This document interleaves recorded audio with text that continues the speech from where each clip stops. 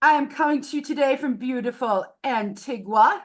That is not a false background. That is an amazing volcano you can see in the background. I'm sacrificing the natural beauty of my face for the natural beauty of the volcano. The lighting's a little tricky here, so I'd rather you see that amazing background. Um, Welcome. Thanks again for being here today. Cultivating Joy. We have the most beautiful program for you here today with our incredible hostess, Susan Buchholz, is here from the Heartwell Institute. She's looking a little stressed. She's a little bit worried about her slide sharing, but I know it's going to be perfect. You think, Susan? You feeling that looks like a little bit promising. I can see all your slides right now. There we go. Oh my goodness, look, it's magic. It's magic. Look at that. Susan, you are magic. Wow. Susan, you're magic. Yes. Ah, Um, so yeah, so I'm so relieved you're that you're already, you see, it's already great. And Joe's coming in. We'll just give it another minute while people are coming in. They can see my beautiful, natural, Antigua, amazing, real background. That's really real that you're seeing this beautiful rooftop deck here. I'm out on a rooftop deck. That's a volcano in the background. It's gorgeous here in Antigua. I'm here in this beautiful city with my beloved friend, Kelsey Hopkins. We're so glad to, Heidi Sue's here. Things just keep getting better today here at Trauma Training Tuesday. How awesome is this? Thank you all so much for being here. It's always delightful to come to Trauma Training Tuesday and have people that care about this topic, that care about doing this work, that show up continually. It inspires and delights me to no end that we have community and people that do this work, that care about this. And as we know, doing work on trauma and pain and things that are hard in life can wear on you. It's difficult. It is painful. It's important. So important. But it can be challenging and hard, and sometimes it can feel like so all-consuming. And that's why we're talking about joy today. I know for me, and I know many of the people that are here today pretty well. And when you do trauma work, when you're in grief and when you're in pain, sometimes it can be hard to find joy. It can even feel disloyal to the pain and to the hurt to feel happy for even a minute. You can feel like you have to feel sad when the bad things have happened. It can feel like that's what's expected of you. But wow, we need it. That's why we do this work. We do the work on we do this trauma work because we want to get to the other side of it. This is our goal, to be able to find and experience joy and happiness. And we can often feel like the things that happen to us, the circumstances in our life, are what cause trauma and joy, happy and sad.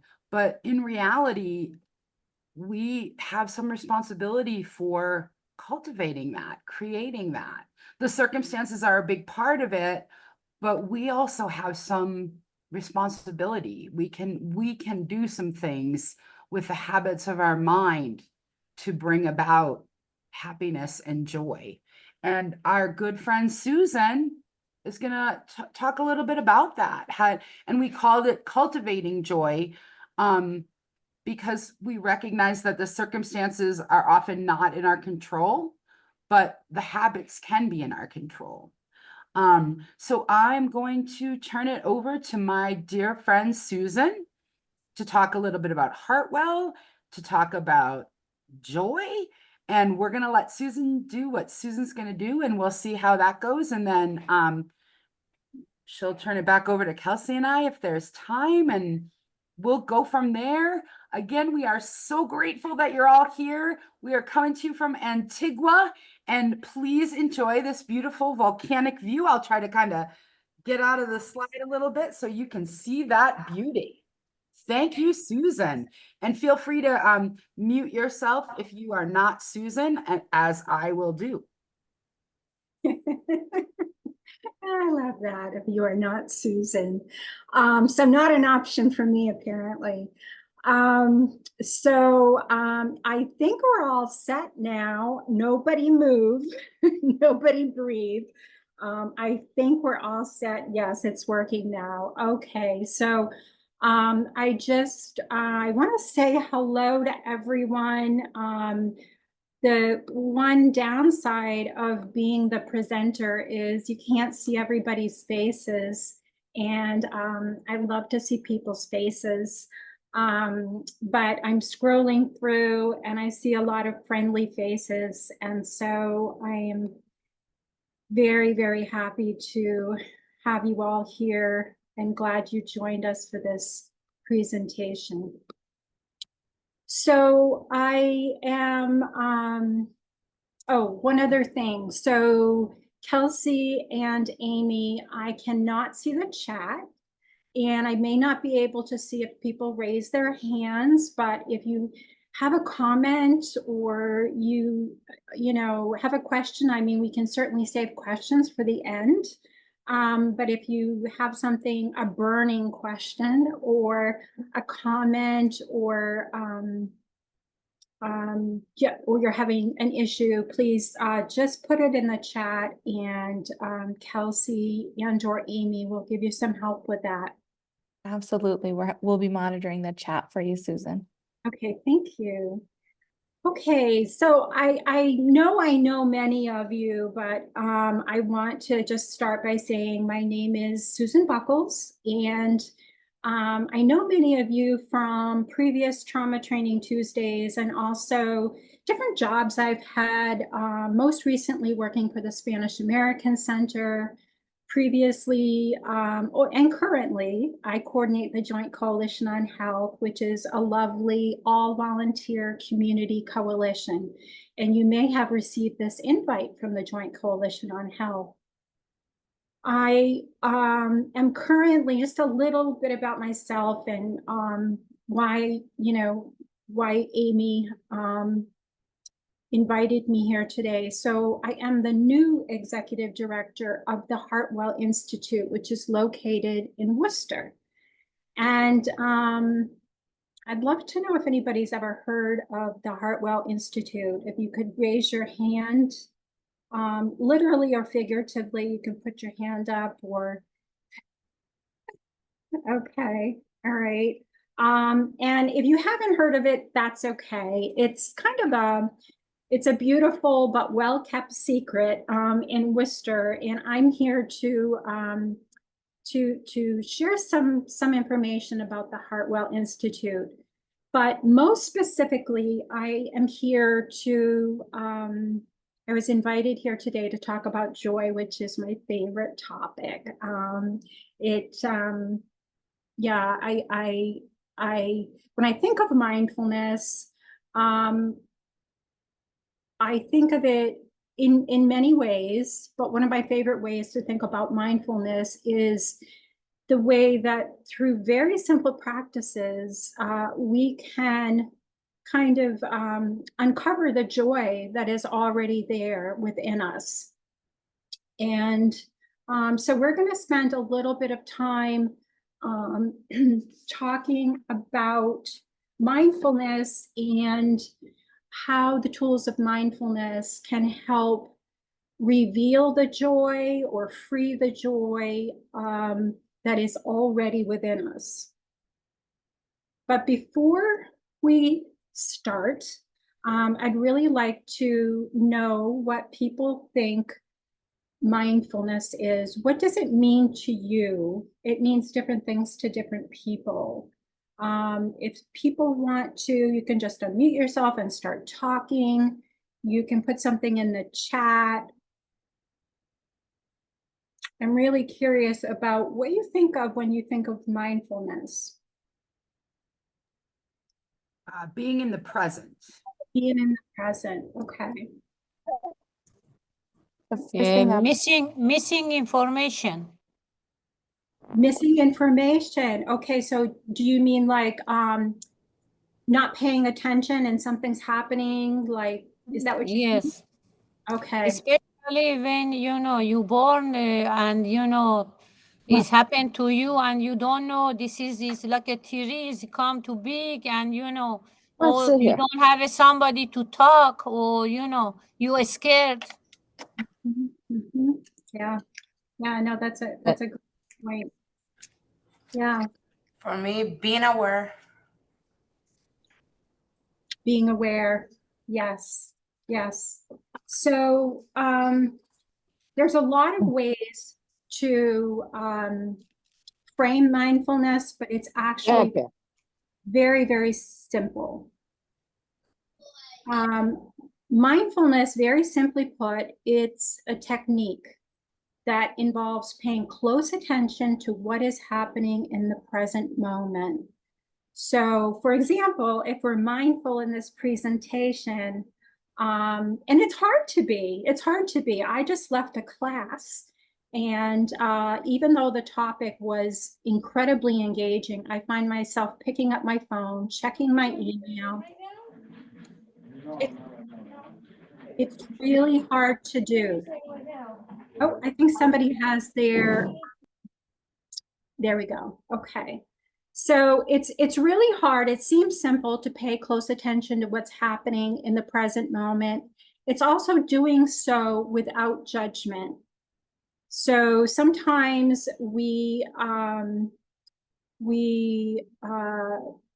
a circumstance and our inclination is to think, this is bad, I wish it were different. And that's one of the common ways that we make ourselves miserable, is wishing that things were different in the present moment. Mindfulness is the opposite of rushing or multitasking. How many people have ever said, I'm really good at multitasking? I have said that. It's seen as kind of a badge of honor to be really good at multitasking. But in truth, multitasking can be ways that we miss important information. It can be ways that we miss out on a moment of joy. The other day, I was at the grocery store. And as I was walking through the parking lot and coming up to the front door, there was one of those machines, that the little kids get on and you put a quarter in and it bounces up and down. And there was a little child on there and they were just giggling and laughing. And they had a parent close by and for safety, the parent, had one hand on the child, but the other hand was on a cell phone and they were scrolling through on their cell phone.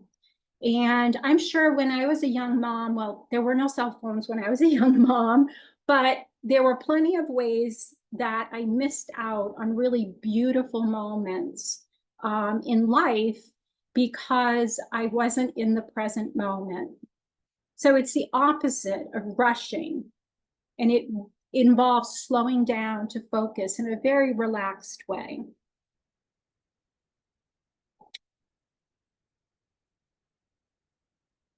The presentation today is really about the intersection of mindfulness and joy.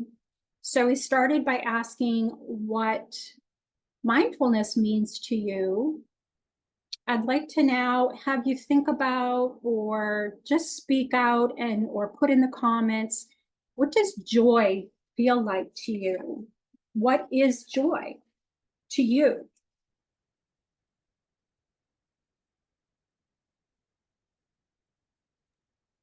Go. Joy to me is like an unbounded happiness that you achieve for doing something that you enjoy. Okay. So it's the feeling that you achieve from doing something you enjoy. Can be related with like pleasure because it's not the same thing when, example, you eat something when you really enjoy to eat that. It's different. Mhm. Yeah. Joy, this is like a, you forget everything and enjoy that time. But, this is the hard time to do this. If Mhm. you have something is not possible. Right. Exactly. So many of us have access to joy, to simple things like tasting good food or taking a nap or sitting outside and putting our feet on the grass. It doesn't have to be sitting at the bottom of a volcano. If it is, good for you, but joy is available to most of us all of the time.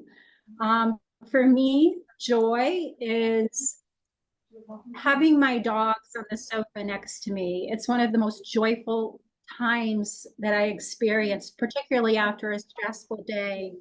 Just having a pet on my lap. Pets can be a wonderful source of joy. Well, I put in joy into the Google search engine, and I thought it was really amusing what Google came up with. This was a few of the things that popped up when I asked the internet what joy was. And I think it's safe to say that it's selling joy has been very profitable, or selling this idea of joy, whether it's joy in a bottle that makes your dishes sparkly clean, or joy in a perfume. This idea that joy can be purchased at the store. I know that we're all aware enough to know that that's not possible. But when you're bombarded with it constantly with the advertising, we might forget that joy is accessible to us.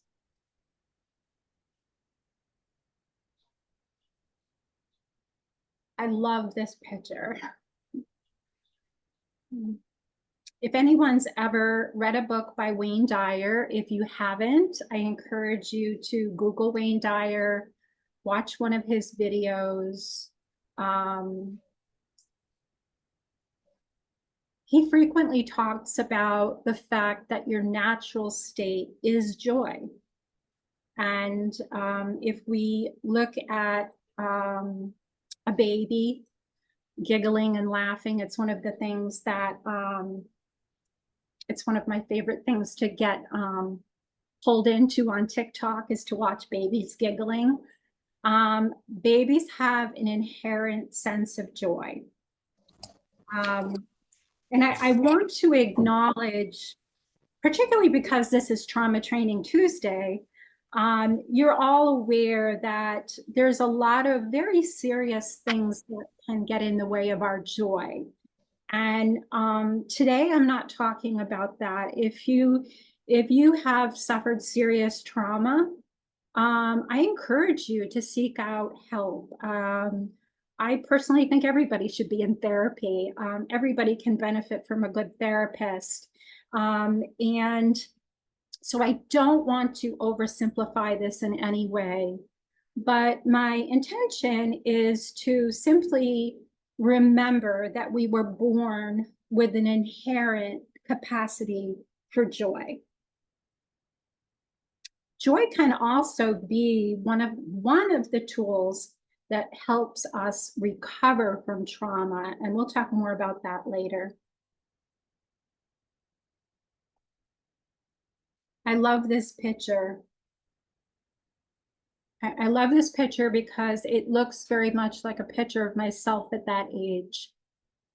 And one of the exercises that I have always found helpful when I'm feeling really critical of myself is to remember the child within me. And if I'm criticizing myself, would I say those things to a child? It's a great technique. It's an easy technique. I happen to, at my home office, have a picture of myself as an 8-year-old.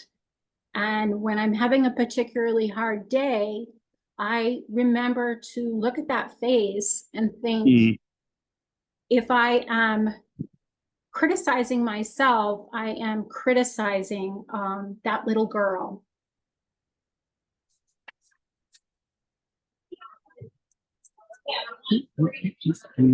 Hello. Someone sounds very joyful. I'm doing my best to mute folks. I think folks are so excited. They keep They're coming so off mute. excited. They're just so full of joy.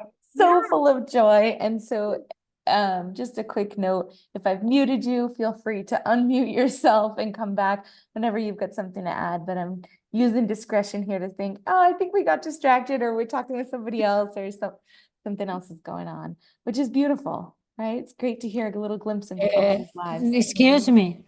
I want to know if we can have it after this class is the PDF, or if I can do pictures, because you know this is a lot of information and this is good we have it.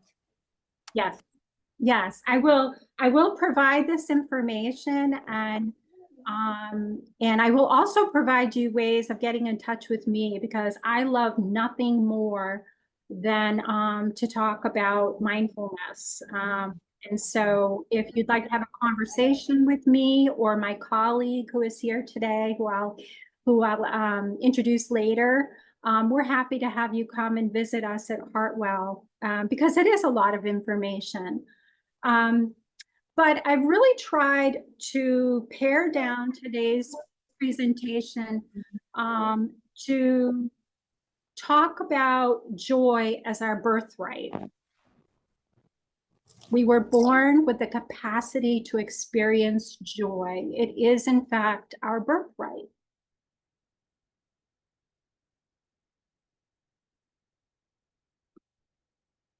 So, sorry, getting ahead of myself. What happens is my little pictures here cover up my words. Okay, so I wanted to, although it's easy to become really distracted in today's world,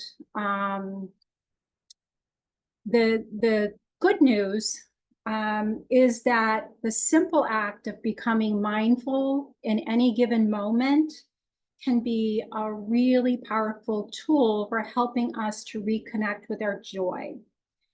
We're going to talk about a few ways that mindfulness can reveal our joy. And there are many ways, but for the sake of today, we're just going to talk about 3 ways.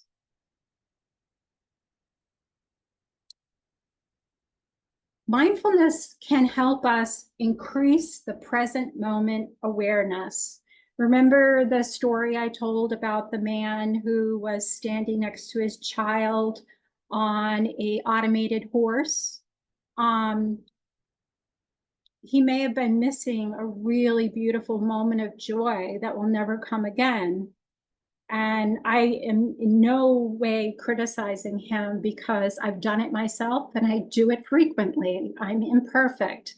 But the first step towards mindfulness is to recognize those times when we let our mind drift away from what could be a really beautiful moment, whether it's petting our dog or looking outside at nature or walking in the woods. Increased awareness of the present moment has been proven to increase all the markers, all the positive markers for good health. It lowers our heart rate. It calms our mind. It gives us a stronger sense of well-being. Another really powerful way that mindfulness has been proven to help us is it reduces negativity bias. And I know that there are many people within this group who could do an entire presentation on negativity bias. It's my least favorite part of my brain. It's the part of my brain that probably would have served me really well if I was living thousands of years ago and had to protect myself from wild animals. It's the part of our brain that helps us remember where the dangers are. It helps us focus on potential dangers. But today,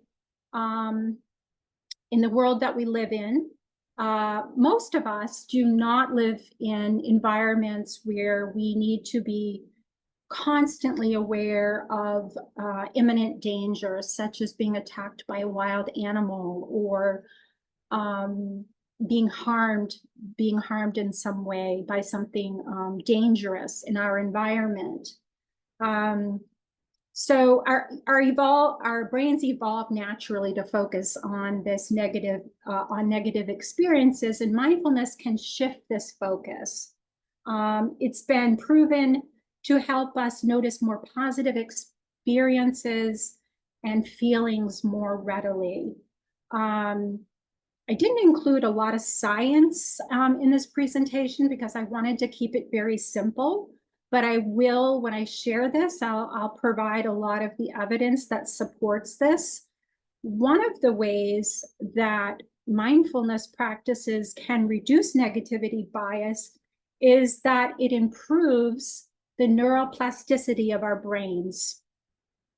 So much in the same way that trauma can change our brains and change our gray matter and make us more susceptible to fight or flight, mindfulness practices can over time increase neuroplasticity, making it more likely that we will seek out positive experiences.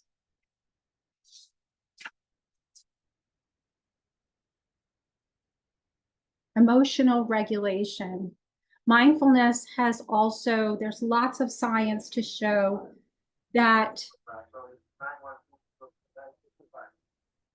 mindfulness practices can increase the connections between our amygdala and our prefrontal cortex. So we think of this in a really simple way. We have our fight or flight, which is in the deepest part of our brain, our lizard brain, which keeps us safe. And the areas where we recognize that we are safe is up in our prefrontal cortex. And so mindfulness practices help strengthen that connection. And in that way, it allows us to have better emotional regulation. It can help us take a moment when something happens so that we can respond rather than react.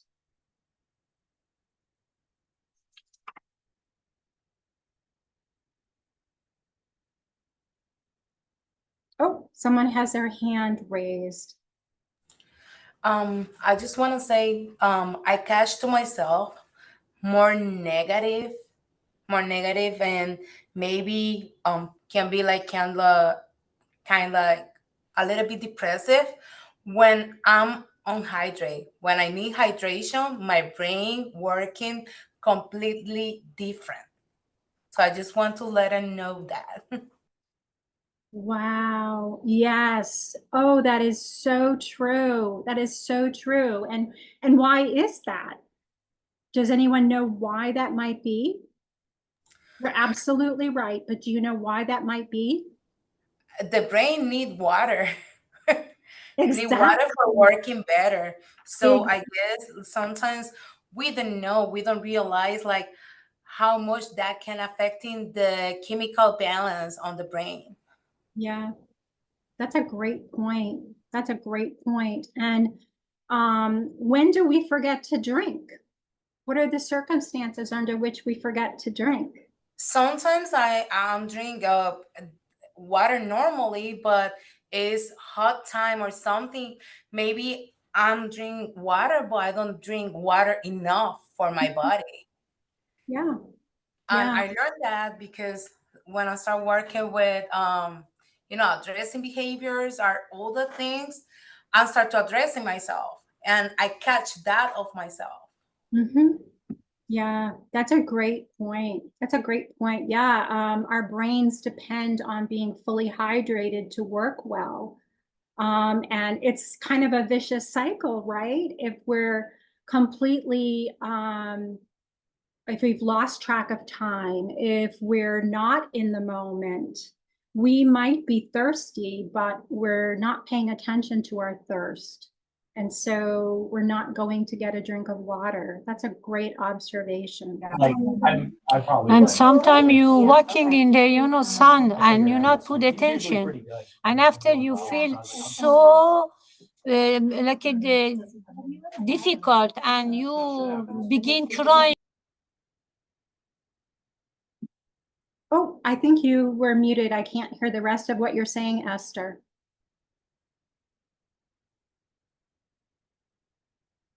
I think I muted. Now is good. Yes. I said sometimes you go walk in the sun, and the long way to walk, after you feel you lost all your attention, and you crying and you don't know what to do. I was one day in some place to walk, and I not put attention. I feel so bad and emotional. It's come out, and I was crying. They took me to hospital because I lose a lot of water. Right, right. Yeah, that's a great point. It's a great point. If we're not mindful of what could be more important than being mindful to our own body or feeling in a moment. How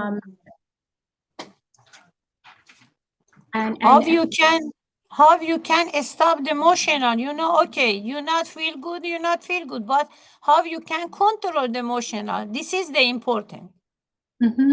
Well, awareness, right? Yes. Right, awareness of taking care of yourself, taking care of Yes. yourself first and foremost. So did anyone else have anything to add? I can't see, but I'm going to assume that we're ready to move on.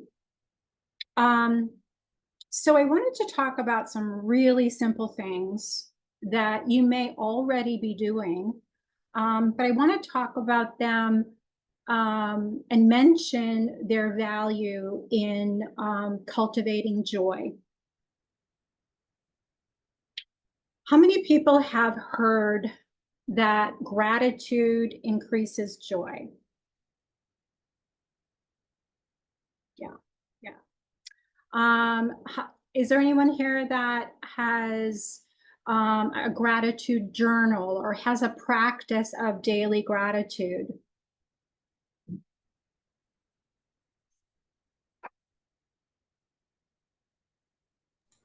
Well, I'm trying to live my day like gotta be the last one, because always in my family we have a lot people, a lot of family members in law and enforcement, and we always try to live like that because we don't know if they go to work but they got a back. We don't know for sure.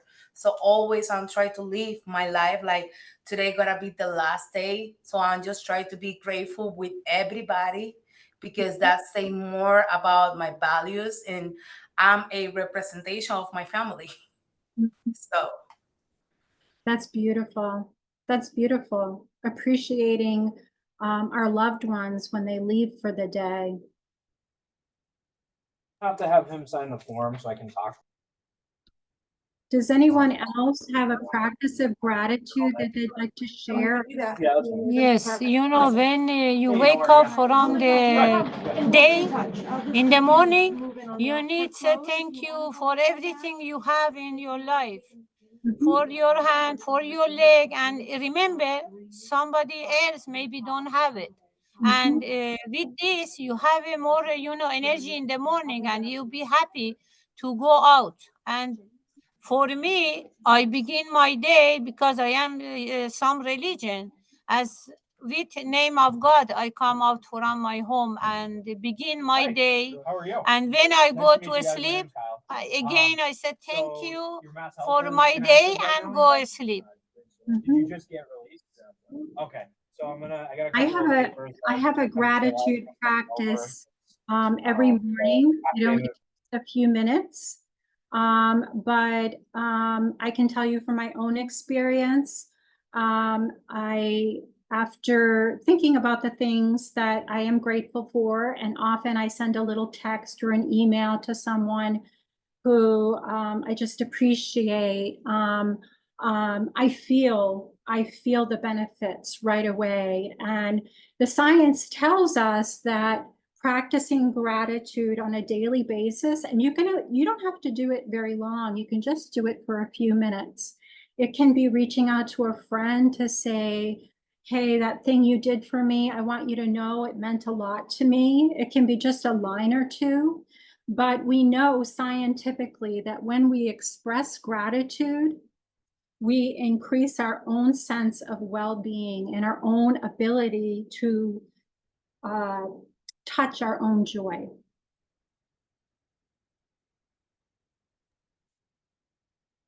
Thanks for sharing. It was great to hear the different examples. I don't always remember to do it every day, but I have a coach, and at least once a week, my coach reminds me, hey, let's do a gratitude rampage.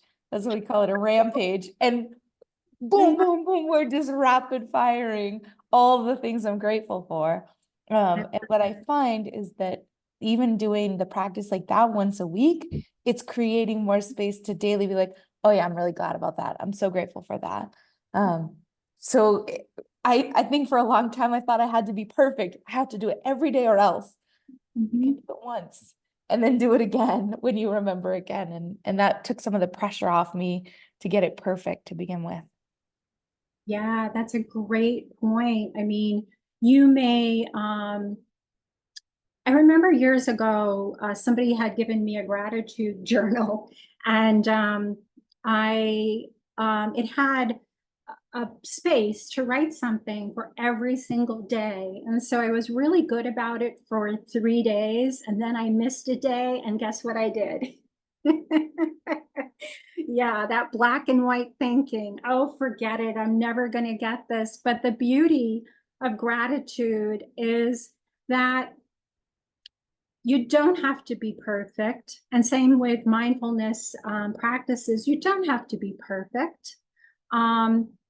It is a practice. It is a practice. And we never, I don't think we ever achieve the full benefit of it. It's something that we can practice and continue to build on throughout our lives. The more you do it, the better you get at it, just like anything else. The next thing that we can do to uncover our joy is to spend time moving. Our body was designed to move. So many of us, I'm sitting right now. I've been sitting a long time this morning. We live in a world that makes it hard to get up and enjoy our body. But whether it could be something formal like a yoga class, it could be a salsa class with someone you love, or it could be just putting on music when you're cooking in the kitchen. Moving your body is a mindful practice. Sometimes you'll hear it called mindful movement. And yoga is often referred to as mindful movement, because we are fully in the moment of enjoying our body and enjoying what it can do for us. If we can do it in nature, all the better. Being in nature, again, it's something that modern society has been pretty successful in separating us from both the joy of movement and the joy of nature. So we have to be very intentional about getting outside and experiencing nature. There have been a number of studies done about the benefits of being in the woods. Has anyone ever heard of forest bathing? Yeah, okay. It's a very, very ancient practice of that physicians would prescribe in the East for their patients who were perhaps having a hard time physically or emotionally, and it was recommended that they go into the woods and bathe in the natural chemicals that are in the woods, that are the trees are constantly releasing oxygen, the decaying matter is constantly releasing chemicals that can increase our good feelings, our good feeling chemicals. So this is something else we can do, even if it's just 5 minutes, to go outside and take a deep breath, or to take a walk around the block. The joy of movement and of being in nature cannot be, should never be underestimated as to the power it has for us to uncover our joy.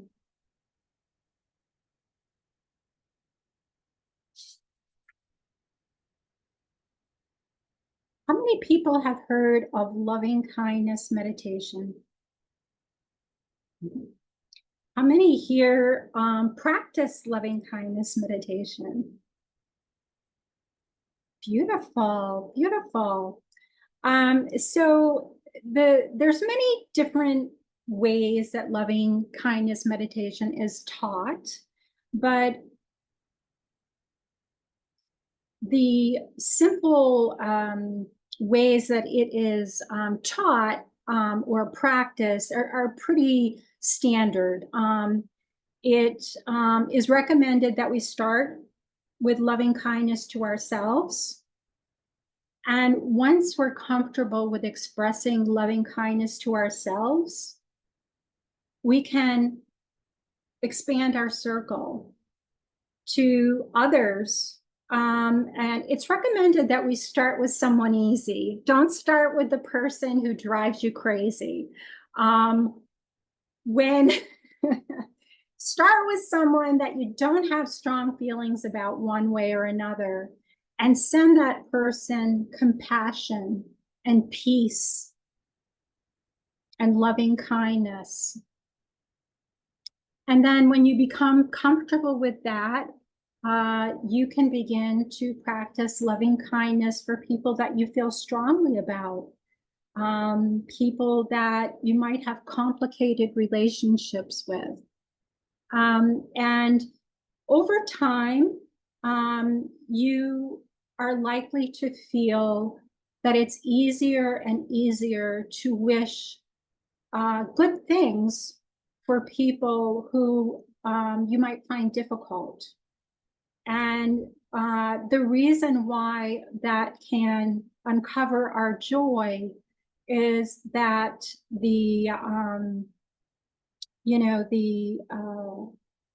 resentment, nothing kills joy faster than resentment. Harboring pain and resentment towards other people, they frequently don't even know that we're resentful about them, but they're impacting us every day when we think about them. So I wanted to close with a practice of loving kindness meditation. And in order to kind of get us into a space that is calm, it's good to start in a calm space. If you can, I would ask that you make yourself comfortable, whether you're sitting or standing. And I'd invite you to practice a few minutes of body scanning to kind of relax our bodies. So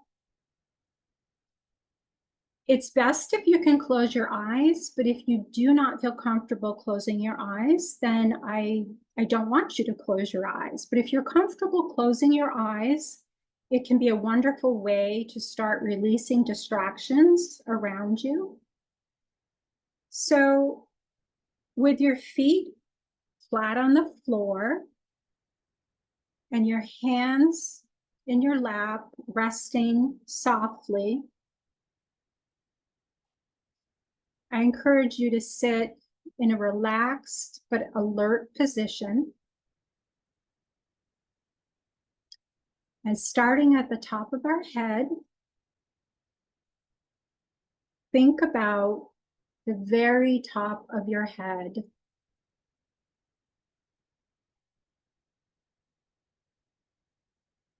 Just give some attention to the top of your head. Often, when we're tense, we can feel that tension in the form of a tension headache. Sometimes we don't realize that we're holding that tension all day long, and then we wonder when we get home why we have a headache. Moving down to your forehead. Think about your forehead relaxing. Think about your forehead becoming soft and warm.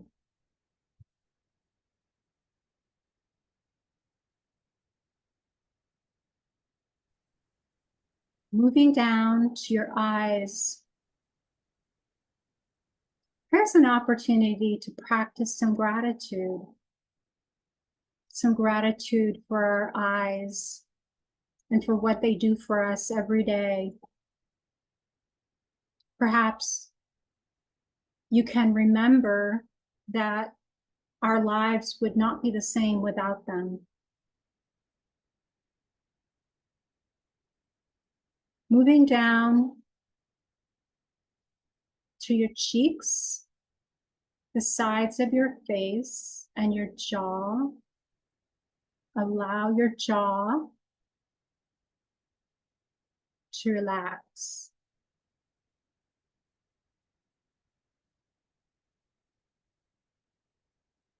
Allow your jaw to be soft and warm. Moving down now to your shoulders. So often we walk around with our shoulders lifted slightly and we don't even notice until we intentionally let them relax. Let your shoulders relax.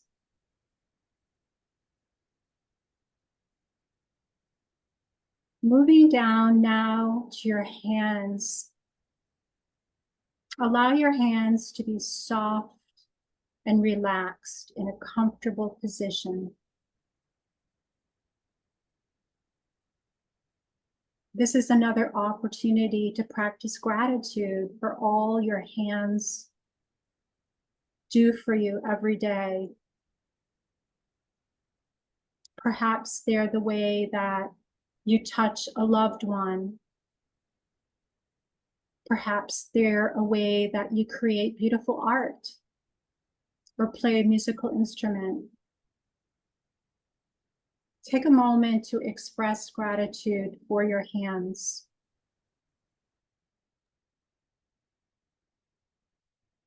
Now, thinking about your sits bones, that's where you are connecting with your seat.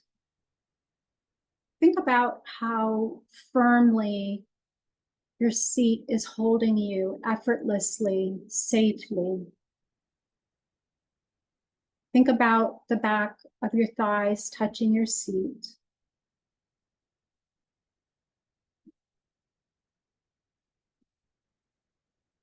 Then bring your attention down to your feet. Relax your feet. Think about your feet being soft and warm and grounded.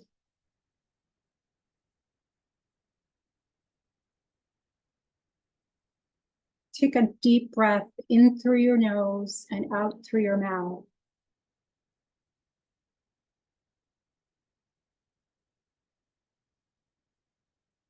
Do this 2 more times.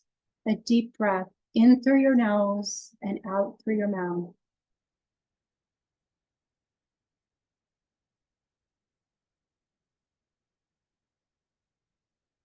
Now we're going to end this meditation with a short practice of loving kindness. And today, we're going to practice loving kindness for ourselves.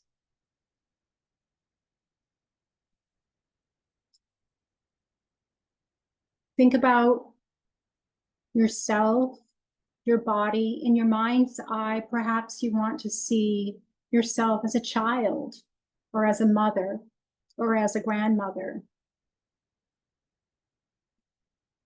See the beautiful human being that you are.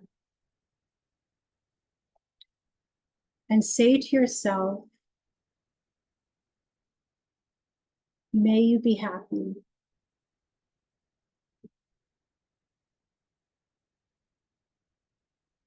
May you be happy.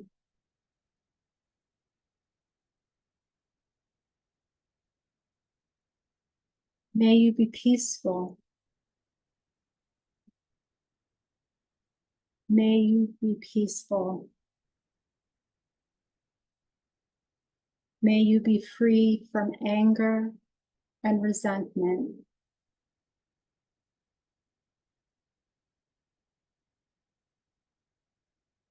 May all beings be happy, be peaceful, and be liberated. When you're ready, you can open your eyes slowly.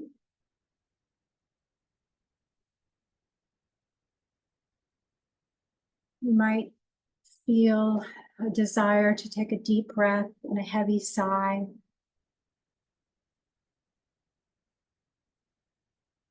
Or stretch.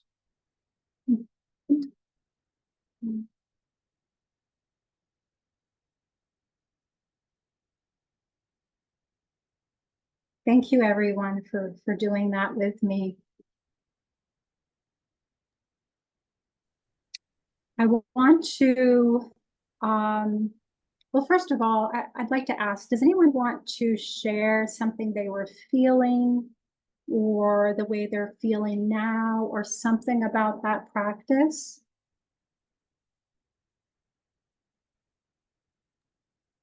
I'd like to share gratitude right off the bat. Just thank you, right? The next observation is it didn't even take that long, right? I have those minutes in every day. I just don't choose to dedicate them in this way. So thanks for that reminder, and thanks for guiding us. And the final reflection I'll share is earlier when you put the picture of Joy and you said the little girl reminds me of me. And seeing the picture helped that theme connect. So many people would say, talk to your younger self. I'm like, okay, and I try, but when you just paired it with a picture, it helped me in this meditation for the loving kindness piece to pair it with a picture of me as a child. And so thank you. That was a new level unlocked. So thank you. Oh, so nice, Kels. I think that's really true too. I know I've talked to both Kelsey and Susan and other people that are here today.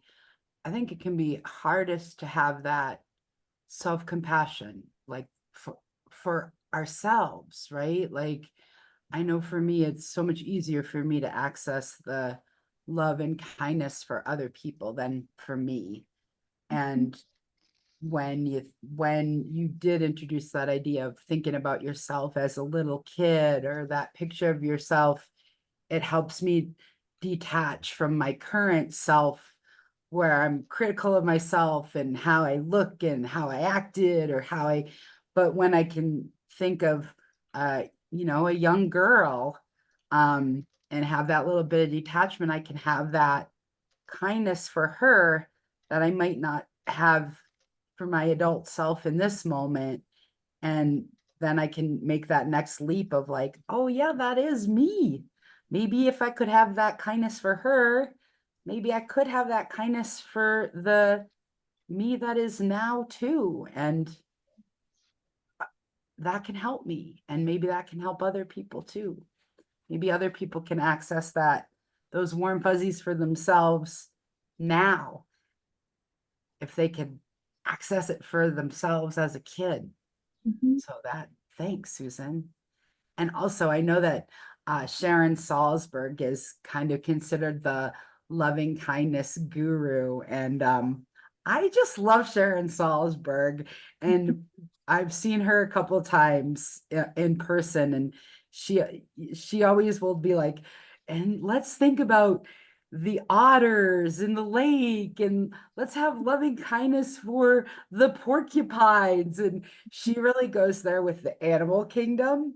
And I know, like, I'm an animal lover. Susan, a lot of people here are animal lovers as well. And I like that about her too. She does like loving kindness for all the beings in the world.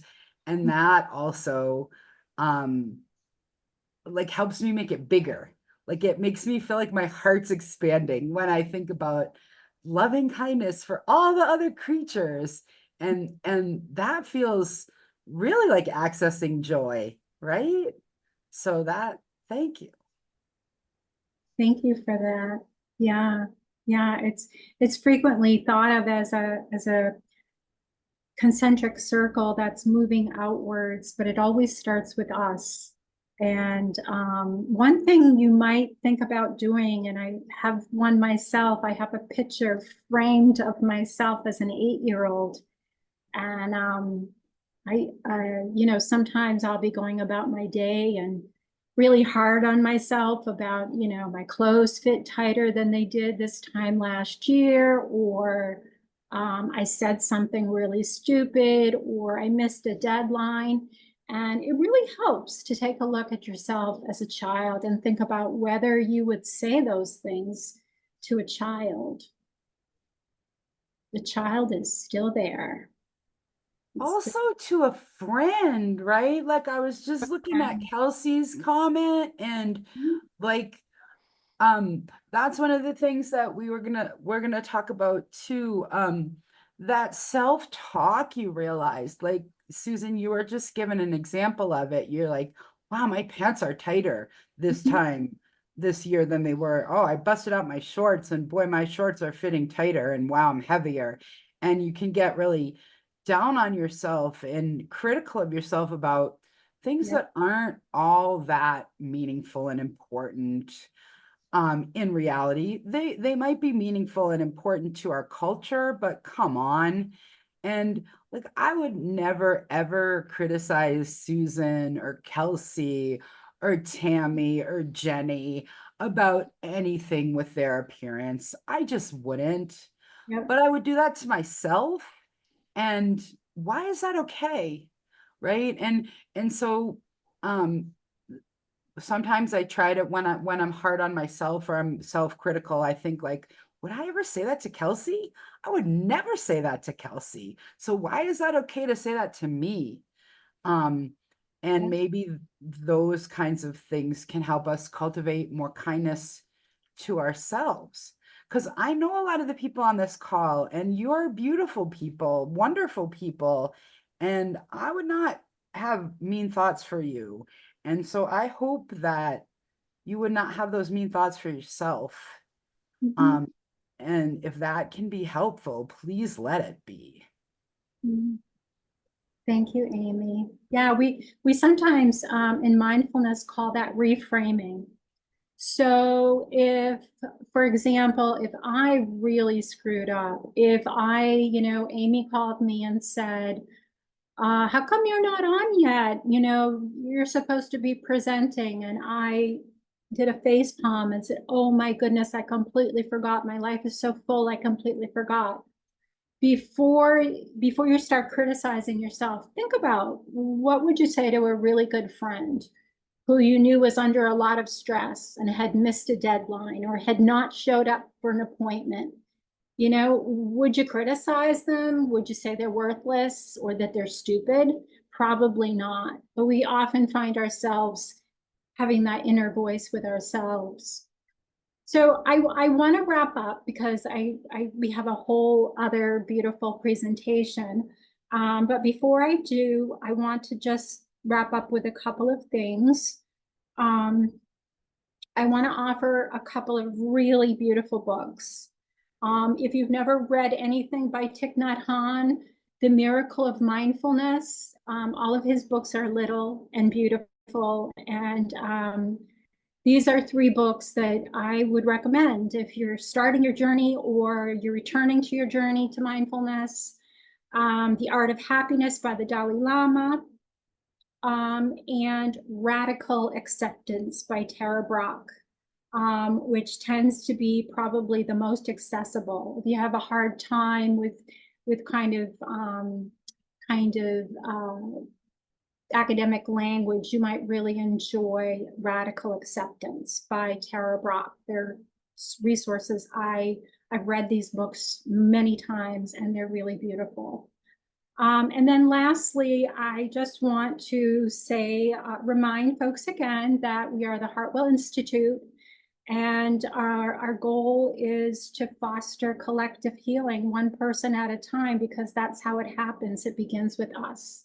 The healing begins with us. If we're going out there and thinking that we're going to heal others, but be mean to ourselves, it's not going to work. And you'll see that it's also in Spanish. Most of our programs are in Spanish and in English. We're taking a little bit of a break right now in the summer, but very soon we will be rolling out mindfulness classes. Many of them will be free. Many of them will be in Spanish. We will have Spanish and English. We will have online classes and in-person classes. I don't unfortunately have the specifics to hand to you today, but please reach out to me. My colleague is also here, and I want to introduce her, let her introduce herself and say hello.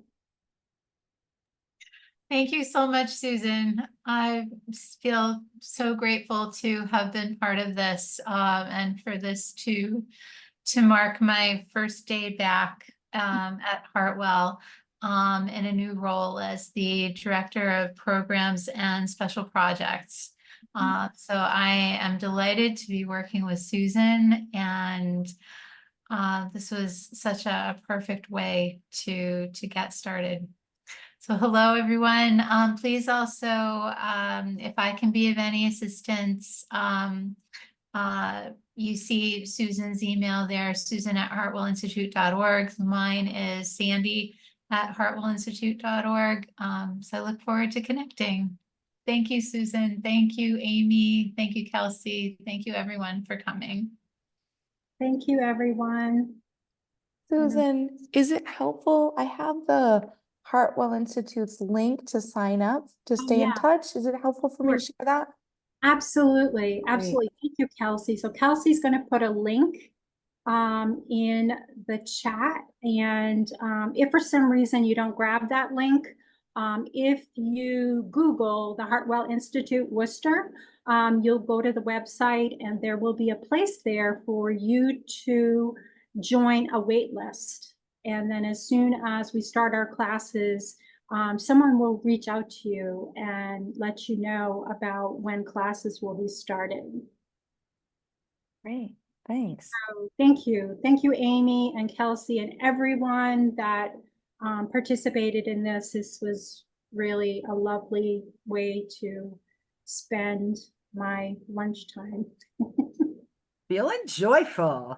I know that Kels has a PowerPoint as well. And I know also we could take a couple, if people had some questions for either Sandy or Susan about Heartwell and their programming while Kelsey's getting our PowerPoint up, we could, if any questions about Heartwell and their programming or questions about mindfulness in particular that Susan or Sandy could answer, feel free to jump right in or raise your hand.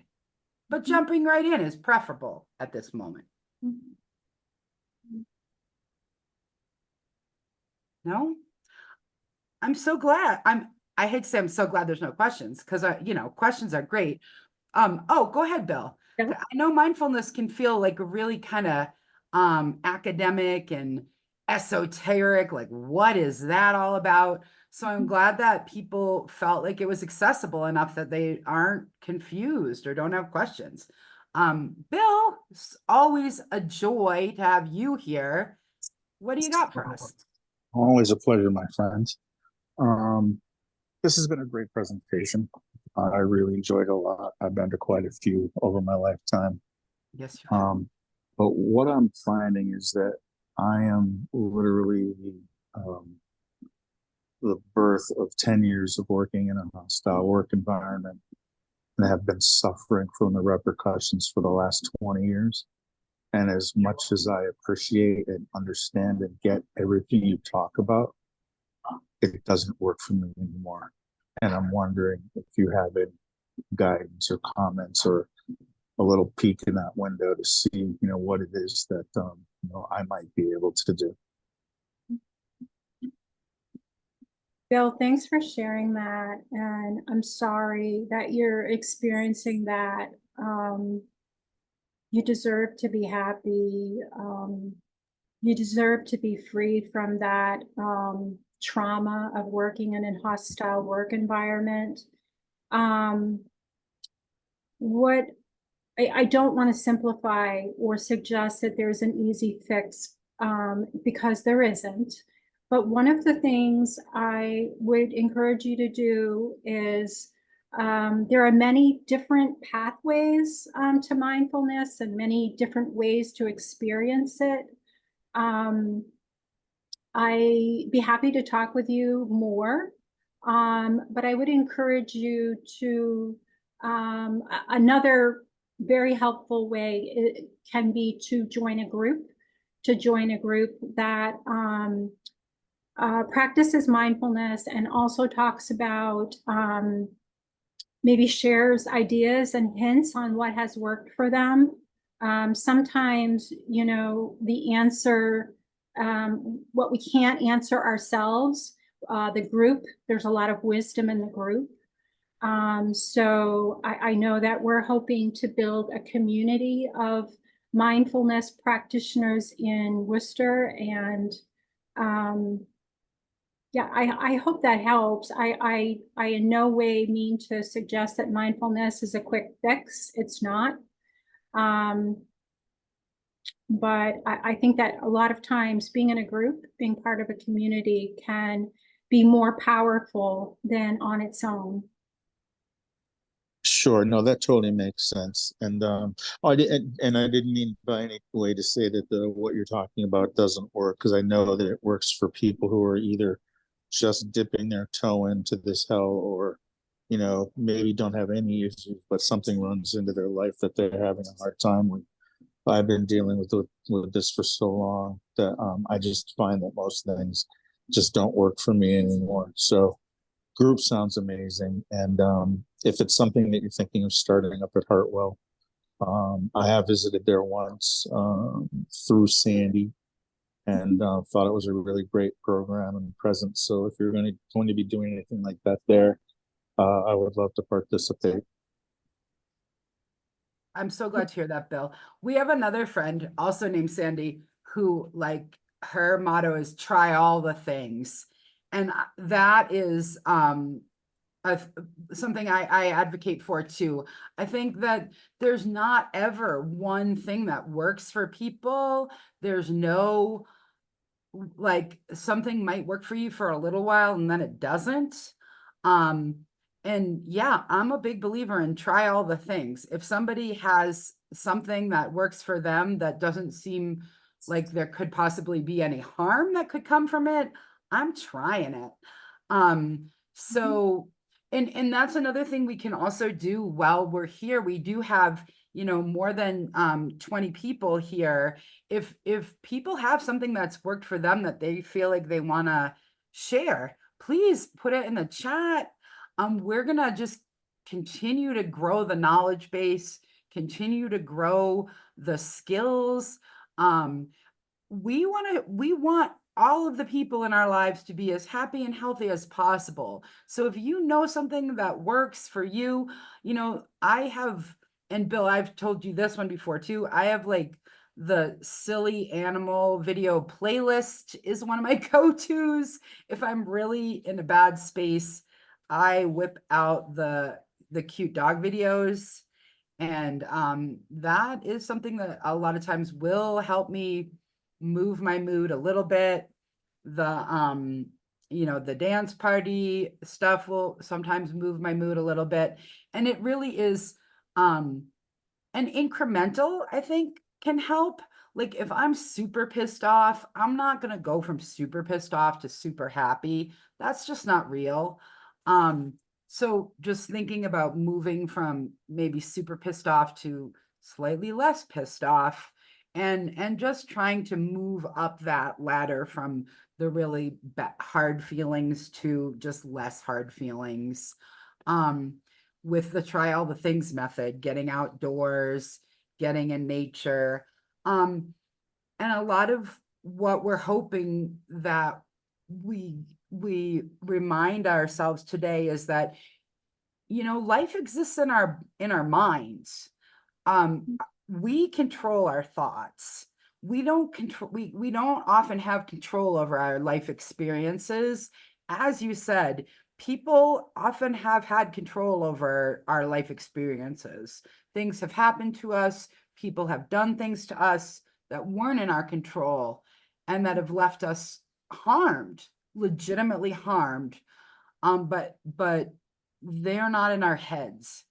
And so we can do what we can do to try to make meaning from that, or try to find a way to interpret that or make sense of that that feels a little bit more comfortable for us as best we can.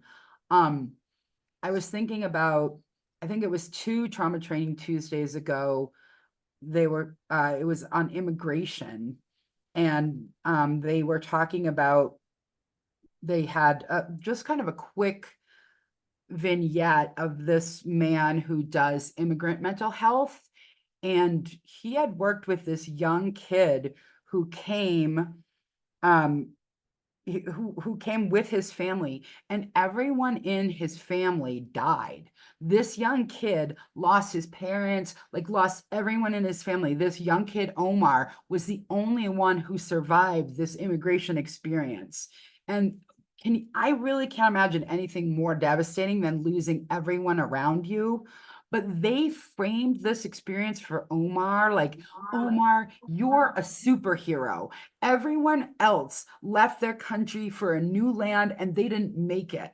Everyone died in this treacherous, horrifying experience, but Omar, you lived. You're the hero of your family. You're carrying the torch for your whole family. You're a superhero. And the mental health advocate was able to get everyone else to be like, Omar's a superhero. So everyone was like, yay, Omar, you're amazing. And so Omar was able to really frame it that way for himself. Like, it didn't mean he didn't still lose all the people he loved, the land he loved, everything he knew, but he was able to, like, frame it like, I'm amazing. Like I lived, my life is so important and valuable.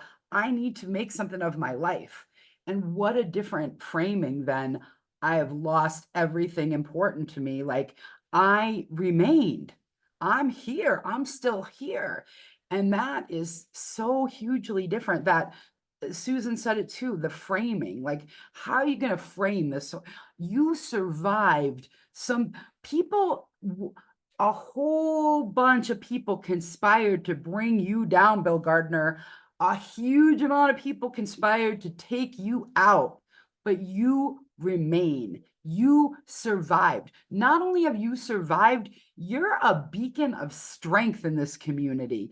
People know you. People everywhere know you. Not only do they know you, they love you. They go to you. They come to you. You are someone.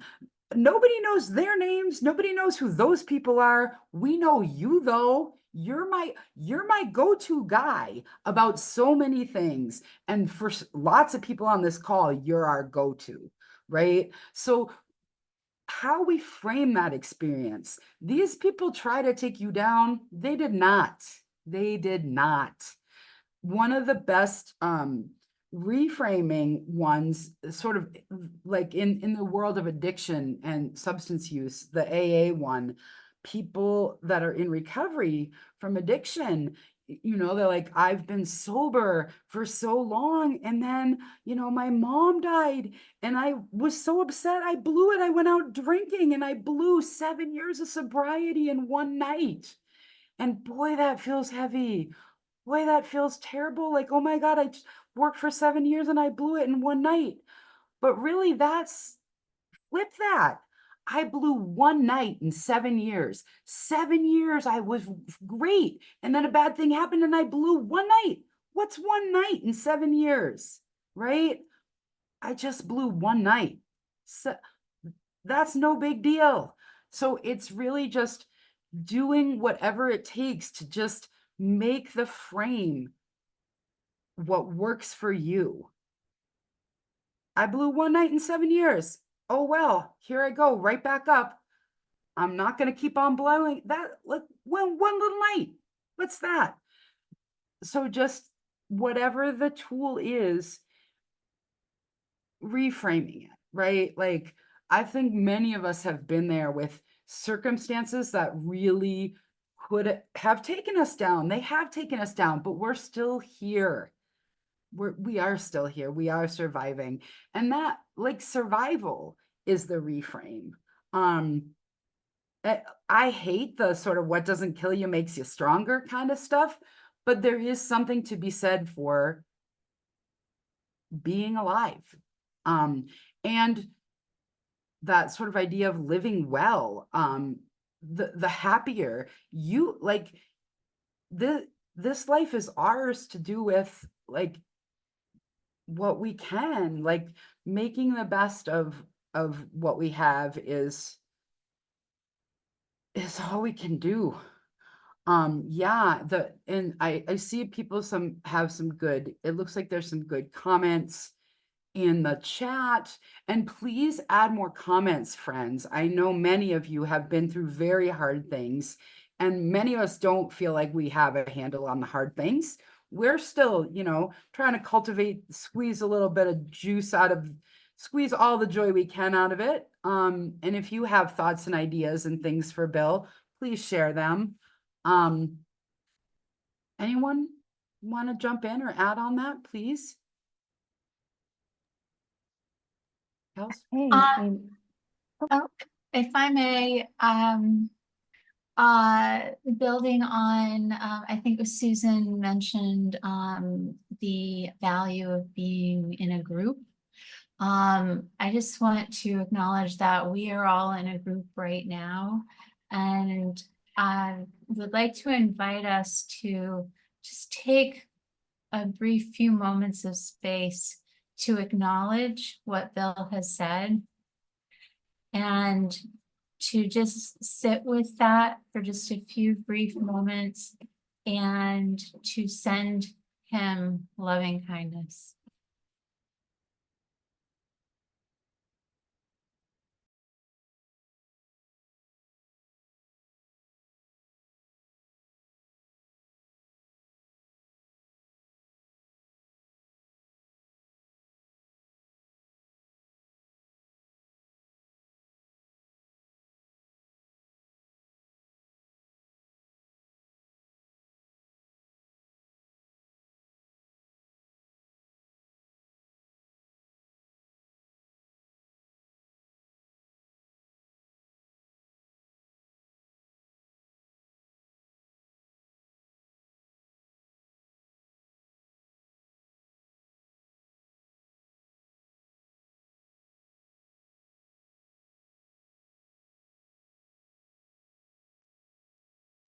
Love that, Sandy. Thank you.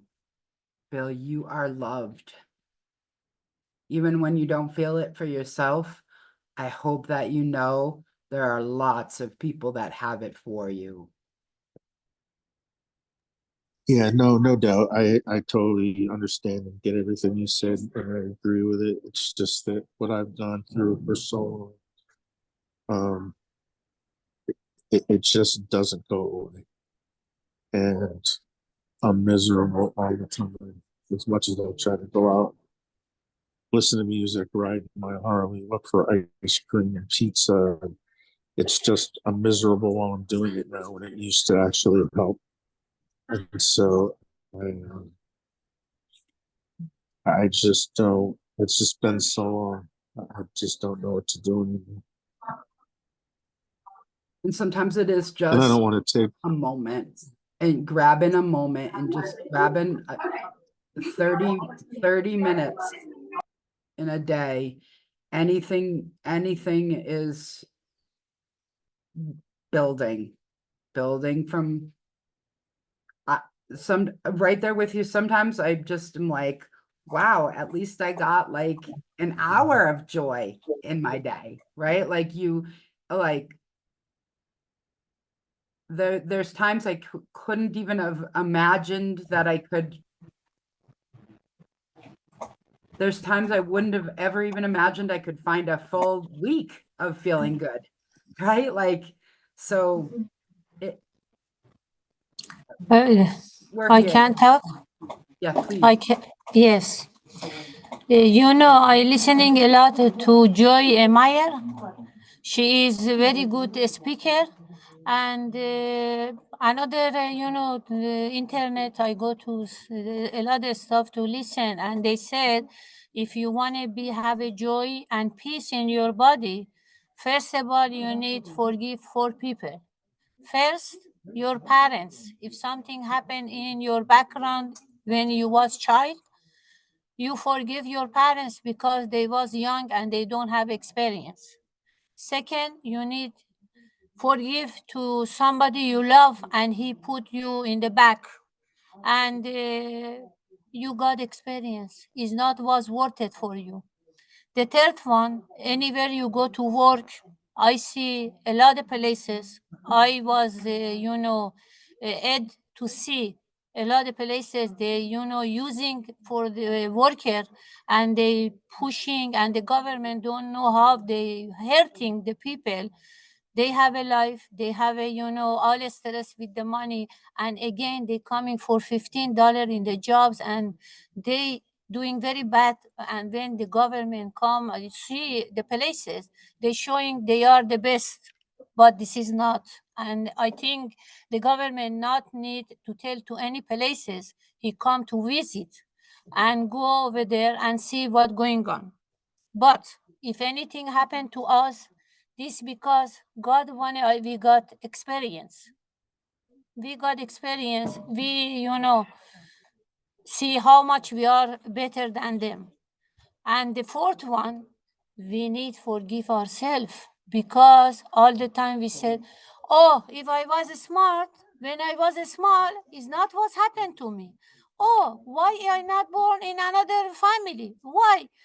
Why I not got a better job? Why I am, a migrant to this country?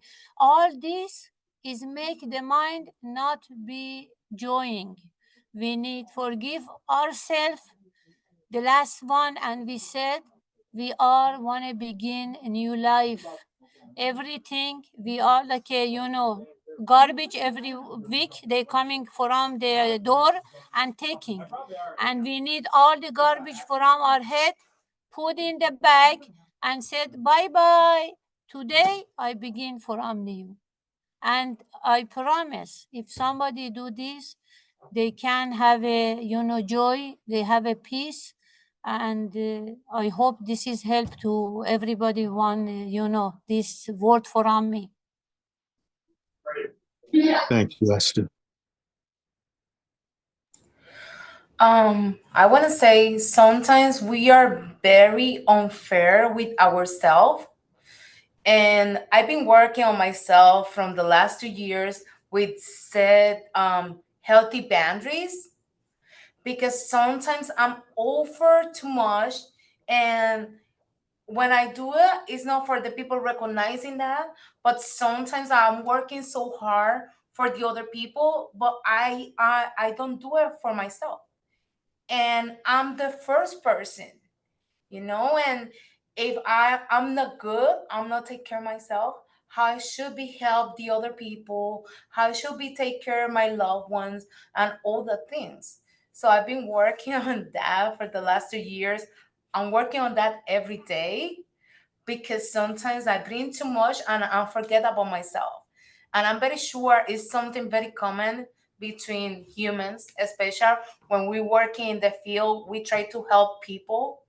I enjoy help people, but sometimes I forget myself. I've been working on that, and I guess like you feel it. That was great. Thank you. Good one. Anyone else? Kels? Marielise, how do you say your name? Yes, Maria Liz. You say good. Marielise. Yeah, Yeah. awesome. I was just thinking what you said is like, sometimes when I can't be okay for me, I call it like depression's visiting or anxiety's visiting or whatever other symptoms are visiting. But I say, but my family deserves the best of me. And so sometimes that motivation works in both ways, right? Sometimes Yes. we help others as a way to help ourselves, and sometimes we help ourselves as a gift to our loved ones, right? And sometimes it's bad because sometimes we need to say no, but we don't know how to say no. yes, right. And it's so bad, like how I can't do it. But then you don't say no, you screw up yourself, and you don't help, you don't bring the help the other people really need it, because literally you can't. Yeah. But you didn't say no. Yep. That's one of the things where I think tapping into our skill sets can be so helpful. I want to say yes to the things that feel easy, the things that feel like, oh, I'm so good at that. I'm so engaged. That's going to be so easy for me. And I'm going to trust that if it's easy for me, maybe it wasn't easy for someone else, and that they can pick up that thing that I need to say no to, because it's not easy. It's going to feel heavy and hard, and I'm going to fight through it, but it's going to be a fight. Let's let the person that thinks that job is easy do that job, right? Because when we're working toward in our skill sets and to our strengths, we can really optimize our time, our resources, our energy, so that we're doing the best. But sometimes we get lost and we forget. We think we have to do it all. And there's pause. So-and-so is really great at that, and I'd love to ask for their assistance, or I'd love to tap them for that thing. And then trust that they'll tap you for the things that you're good at, right? I think I learned that lesson a little bit later and a little bit more recently. Like, there are people that are good at the things that I hate doing. I want the people that are good at it, the people that love doing it, to do those tasks, right? Yeah. That helps me say no. That's the point of that, and say yes to the things I do want to do. Yeah, I'm good at that. Sign me up. Yeah.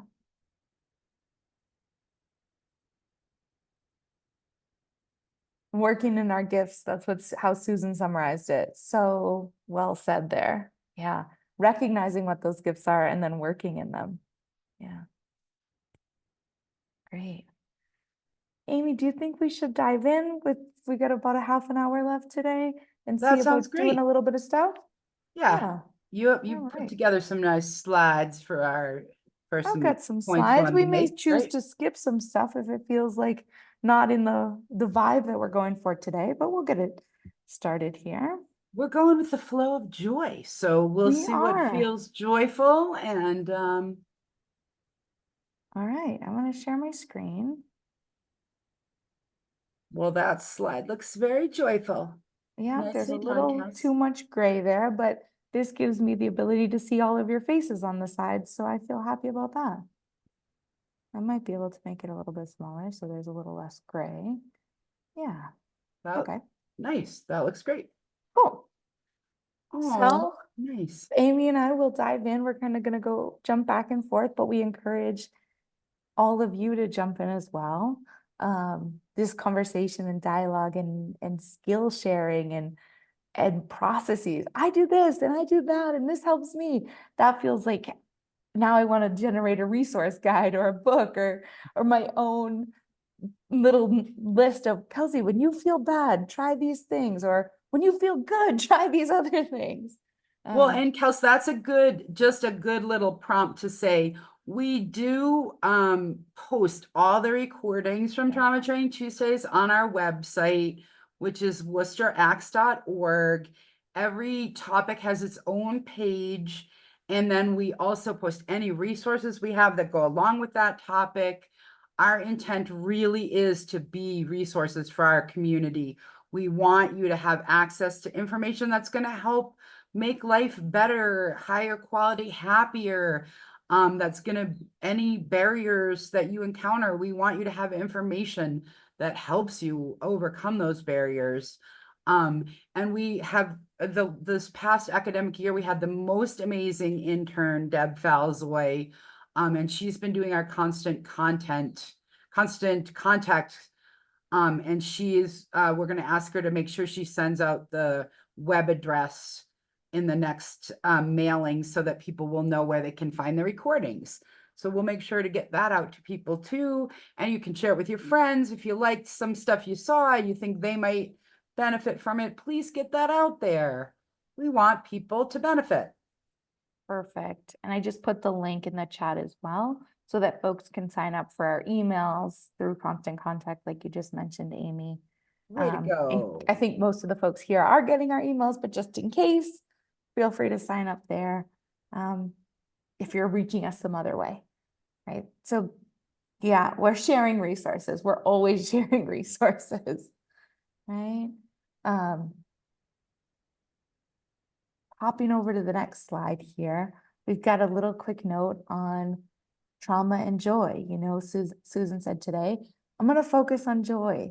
And I know that trauma exists, and I encourage folks to get help and access resources for more support. And so our quick kind of follow-up on that is that there are two sides of the human experience, and we do need both of them. If we didn't experience pain or trauma, we wouldn't even recognize when we were experiencing joy and other positive emotions, right? And so really making sure that, yeah, these things can coexist, right? It's not all bad or all good or all trauma or all joy. There's in the human experience, for a lot of folks, they're experiencing joy alongside trauma, or seasons or chapters of life where there's more of one or the other, but really creating that framing and allowing for us to say, it's okay to have both, right?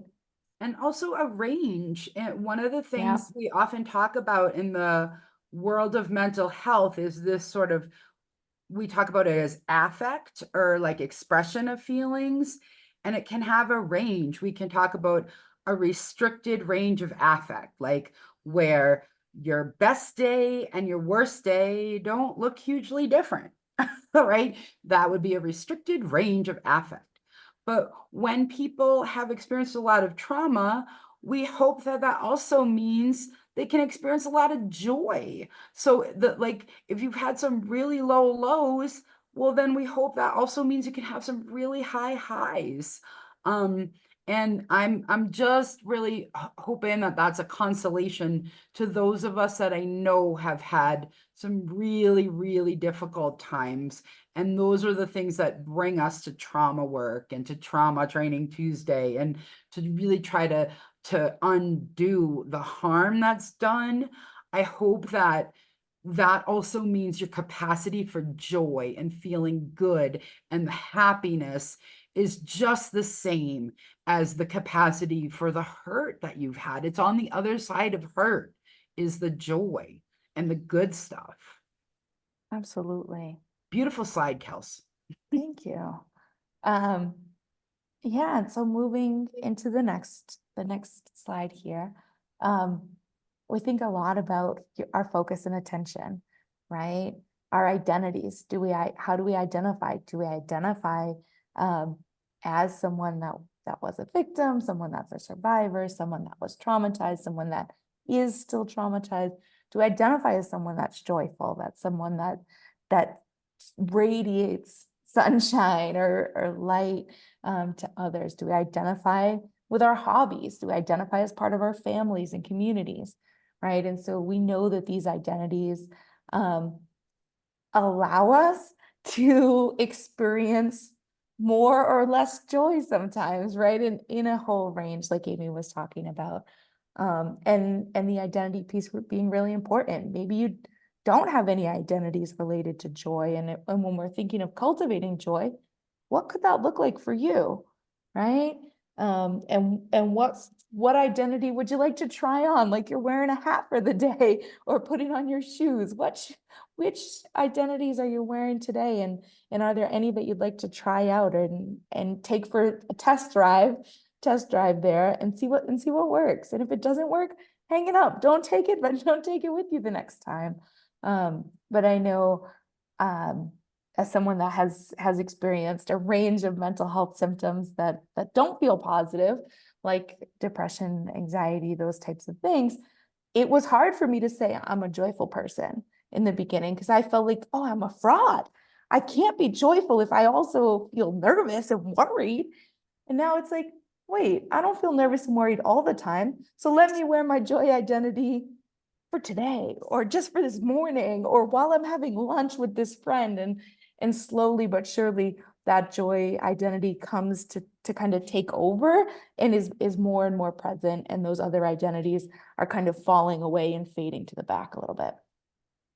I think it's interesting too, because for me, sometimes like the bad things that have happened to me are so front and center for me that I forget that there's like people that don't even know about the bad things that happened to me, or there's people that have known me for a really long time and they don't know about bad things that have happened to me. And that's a little bit mind-blowing to me. But also it's a good reminder that like I existed before those things happened, and people like don't even notice that I'm different, or maybe they do, but they just can't define it. And it helps me recognize that maybe I've gotten a little bit too attached to that as being so central to my identity. And is that really what I want for myself? And just being able to, I think, when Susan started us off with like, what is mindfulness? And I often think about Buddhism and mindfulness and sort of this idea of being a little bit more detached.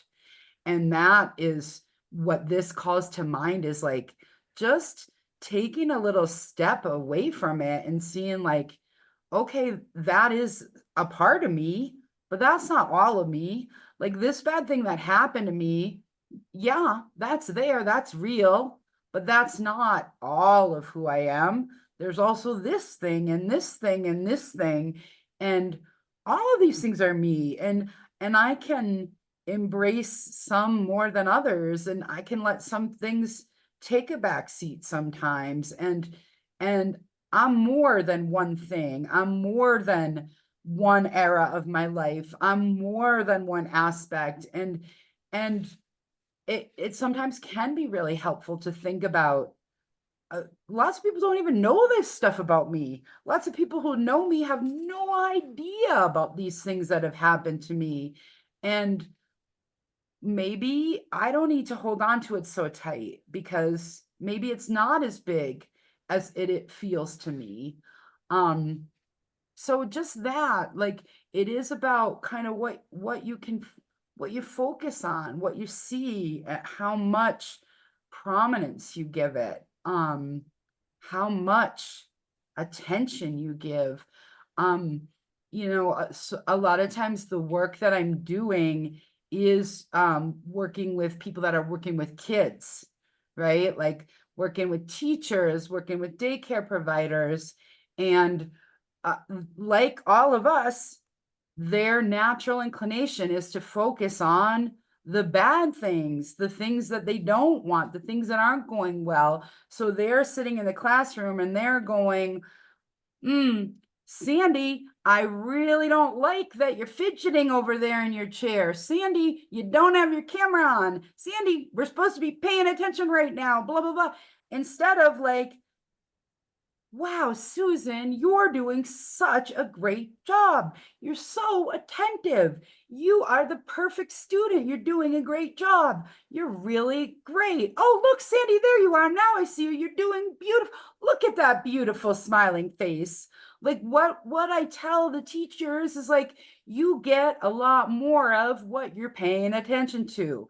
If what you're paying attention to is the things that you don't want, turns out you're going to get a lot more of the things that you don't want, right? And that is just science, believe it or not. And like work with that idea, like start paying a lot of attention to the things that you love, and you're going to get more of the things that you love.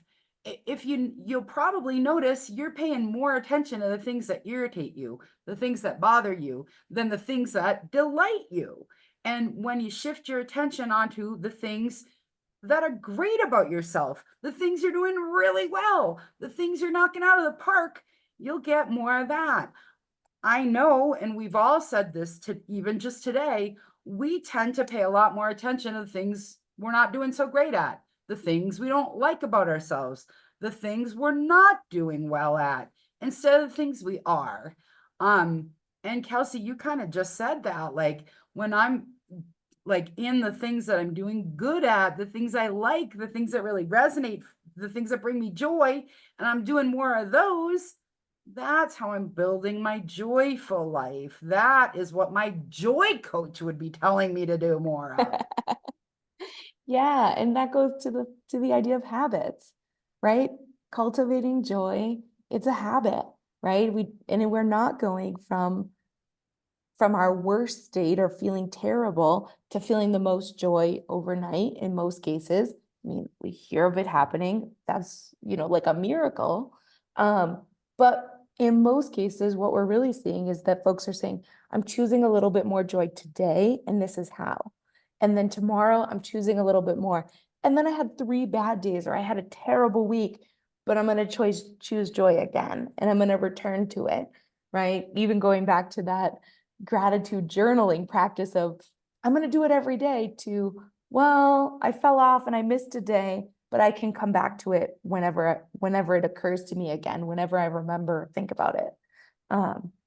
And so there's no wrong ways here. This is not an all or nothing kind of approach to joy, right? Definitely not. However we can hold it light and keep it available to us, and keep these better feelings and emotions in our orbit. If they went away for the week, they can come back, or the month, or however long, right? And knowing that we can continue to keep cultivating these habits to allow ourselves more space for more joy when we can put aside some of the pain, or say, let me try on this other identity, or these thoughts aren't helpful right now. I'm going to push them to the side, and I'm going to reach for a better thought, right? Awesome. And Kelsey, you're good too. Like sometimes you'll say like, let's set a timer for 5 minutes or something. Like you'll say like, let's do this thing we'll just give it 5 minutes to list the things that that make us really happy for 2 minutes even. So whatever amount, when it can feel way overwhelming, like I can't be happy today. Well, okay, can you be happy for a minute? Yeah, all right, a minute I can do. Right. And those skills are really tangible. Like we heard people talking about pleasure. We heard folks talking about food. Can I enjoy this food that I'm eating, or this drink that I'm experiencing, for just 1 minute? Right. And that's the baseline that we're going to be building from, because most of us are eating daily because we need to eat to stay alive and all of that. So using the things we're already doing to kind of kickstart and cultivate those joy habits, right? Does anybody have anything to add? No. Okay. the next topic we've got here is talking it out, right? We know that talking it out can reduce the power, right? When we share the experience, especially when we can share with support groups or affinity groups or friends and family, people that love us, talking it out can really be helpful. One of the things we are always cognizant about in this space is the balance. Who are you talking with? What are you talking about? When, where, why? And really making sure you're feeling in control of that narrative and that story, because you don't have to share it. You can pick a different identity for the day, right? You can share a totally different story if a bad story or a story that's painful or traumatic is bubbling up and you feel like you want to share it and need to share it. We know that can be therapeutic and helpful. And once we can release it and reduce the power of those bad stories or difficult stories, they're not bad.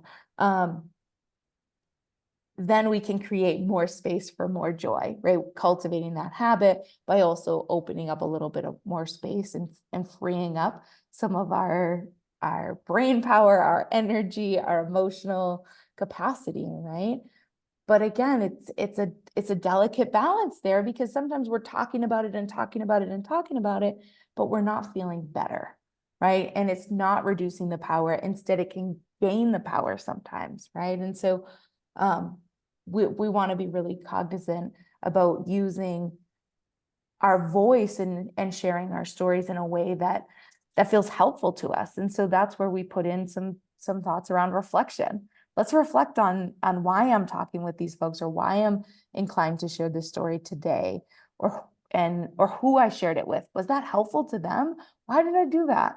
Or why am I feeling compelled to do that? So that you are in control, right? You're in control of your story. You get to tell it when you want it and how you want to share it and to who. Good. Great. Pop over the next one. Kelsey, yeah. for some reason, I cannot find the raise hand thing. Oh. So yeah, so I know you won't judge me for that. I will not at all. But I wanted to just say something like a little trick about sharing groups and sharing with people. It's probably, something that other people do, but I have found it to be extremely helpful. If you have a group that you get together with and say you're in a habit of going out every Friday, doing A, B, and C, could be a healthy activity, or even one person, I found it really helpful to think about how I feel afterwards. Do I feel more energy or less energy? Do I feel absolutely depleted? Because even if it's someone that I really love and care about, but spending time with them makes me feel exhausted. It's good to be aware of that. It doesn't mean you never spend time with them, but be kind to yourself and don't feel that I just have found it very helpful to think about how you feel when you leave the group, or how you feel when you are done kind of hanging out with your people. Perfect. Good one. I'm also putting that in the chat there because I am so visual. I want to see it written. So what a great strategy. And that's something, Amy and I talked about here. Do I feel heard? Do I feel accepted? Do I feel validated or not?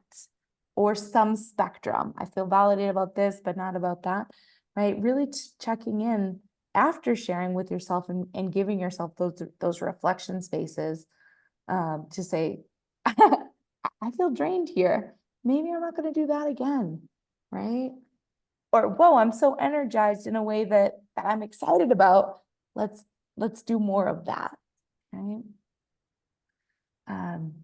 You really, Awesome. when we are sharing with other people in a group setting, it's so amazingly powerful because you feel connected. You feel that sense of a shared experience, and there's nothing more healing or powerful unless it isn't making you feel connected and heard, and right. So I love that you both kind of brought to the surface doing that kind of gut check and making sure that you are leaving feeling connected and heard and energized instead of like there is, you know, that sort of pain porn of like, here I am again, sharing all my pain. And boy, I'm always bringing this pain to the surface. And does it feel purposeful or does it just feel regurgitating? We don't want that. We want it to feel useful and healing, not like reopening the same wound again and again and again. Absolutely. All right. We're going to quickly touch on some barriers of joy and some friends of joy, right? Beautiful. We know that trauma is a barrier to joy or can be a barrier to joy, right? We know that unrealistic expectations of what joy is, what joy feels like, what it looks like, how it shows up can be a barrier, right? We also know that putting it off, I'll be joyful when X, Y, or Z happens. I'll be joyful in the future. I'll be joyful once I have this or once I've achieved that. We're going to put a quick trick there with the reframe and say, I can choose to be joyful today. What little thing, what 1 minute thing, what 5 minute thing can I do to give myself some joy today, right? And we get into the last one is that thought, I don't deserve joy. And we heard from Susan earlier, joy is your birthright, right? If you're experiencing those thoughts around joy, I'm going to ask you to challenge that with that reframing. Joy is my birthright, right? I was not put here to suffer, right? Like that's not why we're here. And then we've got the friends of joy, setting yourself up for success. You know, that's having a plan. That's knowing what you're doing, who you're doing it with, whatever feels good for you in terms of level of planning, right? It's harm reduction. It's saying I had the worst day, but tomorrow I access 1 minute of joy, right? Or today I could access it. And so today was a little bit better than yesterday was, right? Harm reduction is a little less bad and a little more good, right? And so really cognizant and mindful of that framing, right? Not all or nothing, like we've said many times here. One of the things that's another good friend here is small achievable goals. That ties right into the black and white all or nothing thinking, but let's break it down. Let's get as small as you need to so that you can access joy and something that's a better feeling. I like with harm reduction dieting, like, right? Like, I did not eat the whole pint of Ben & Jerry's in one sitting. I only ate a quarter. That is harm reduction dieting, right? Like just getting yourself closer to, like, I know it's harmful to eat a whole pint of Ben & Jerry's in one sitting, but Ben & Jerry's brings me quite a bit of joy. But I also know there's harm. It is very high fat. So I'm reducing harm to myself while maintaining some of the joy that it brings me, right? So finding that balance, I'm not going to, because we know if we just deny ourselves the joyful thing because there's harm in it, that's not good. And it's a setup. It's a setup for failure, not a setup for success. Denying yourself pleasure sets you up later, right? So finding that the idea of harm reduction is like finding that, getting away from that black and white thinking, like you cannot have anything, right? Like the only way to do it is total abstinence. That's what we mean by harm reduction in the world of sort of like our world is very like black or white, good or bad, and that is not realistic for too many things. Absolutely. I am leaving, I think, as we get ready to wrap up here, on this thought of celebrate everything. And Celebrate so everything. that's what I heard from you. I normally would eat the whole pint of Ben & Jerry's, but I only ate a quarter. And I'm celebrating that. It's worth celebrating. I'm not beating myself up. I'm using the loving kindness tools. I'm using the tools of, let's talk to myself like I was a small girl, or let's talk to myself like I would talk to my friend. And I'm going to celebrate. Wow, good job, right? You made a great choice. Or you're trying something new, and that was brave and bold. I'm really glad you tried, right? That you weren't too scared, or you overcame your fear, right? And so that's where I think that's a nice place for us to leave today, is celebrate. Celebrate ridiculously small things, celebrate the big things, celebrate everything in between, because that's one of the ways that we continue to cultivate that habit of joy, is through celebration. I want to say something about harm reduction. Yeah. Yes, please. Sometimes we need to understand don't be okay is part of the process too. And Yeah. sometimes when I have some situations I can't handle it, or I don't have the control. Sometimes if I need to cry, I will go to cry. If I have to be miserable for one day, that's fine. But it's just that day. After that day, any resentments, anything, like I have to put that in the trash. I just move on. That's what I Yeah. do. Yeah. Love that. But yeah. Love that. And we're moving on. But like you said, recognizing those tough, difficult days are part of the process. It's temporary. It's visiting us. It will pass. The better days are coming. Or the Yes, better sometimes feelings. I'm trying to spoil myself on that days. It doesn't Yeah. matter. I'm so like I'm crying or whatever. What I do is like my favorite food is mac and cheese. So I will eat that day and I will take a long shower. Yeah. Well, do something Yeah. that brings you joy. Yay. I'm celebrating that we have 20 beautiful people here still, that Zoom has expanded itself to give me this little heart option where I can send all these floating hearts. What could be better than that? This is great. We've got a volcano in the background.